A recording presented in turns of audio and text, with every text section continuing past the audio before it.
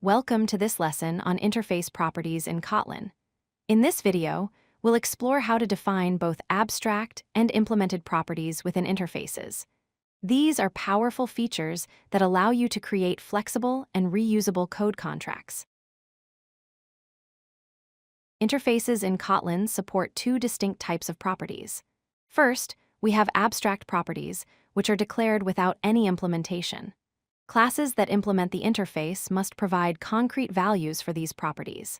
Second, we have implemented properties, which come with custom getters already defined in the interface.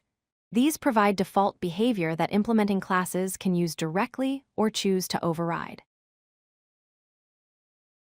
Let's start with abstract properties. These are properties without any implementation. In this example, we have a vehicle interface with two abstract properties: max speed of type integer and brand of type string. Notice that these properties don't have any values assigned. They simply declare what must exist. Any class implementing this interface is required to provide concrete implementations for both properties. Here's how we implement those abstract properties. The car class implements the vehicle interface and uses the override keyword to provide concrete values. We set max speed to 200 and brand to the string Toyota. The override keyword is mandatory here because we're fulfilling the contract defined by the interface. Now let's look at implemented properties, which are more flexible. In this identifiable interface, we have a property called id of type string. But notice it includes a custom getter that returns a formatted string combining the prefix id- with the hash code of the object. This provides a default implementation that any class implementing the interface can use immediately.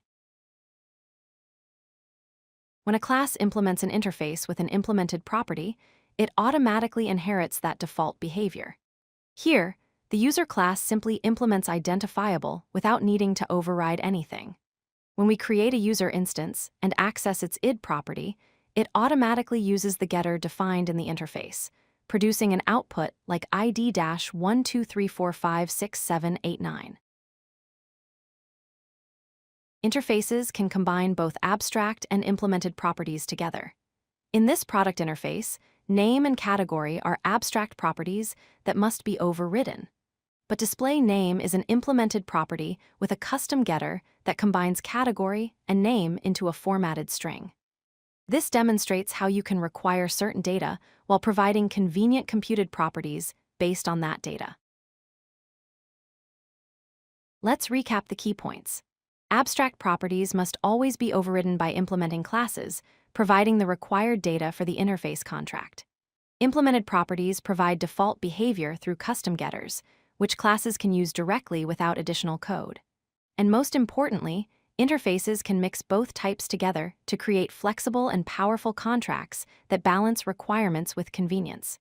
This makes your code more maintainable and easier to extend. If you like this video, hit that like button and don't forget to subscribe.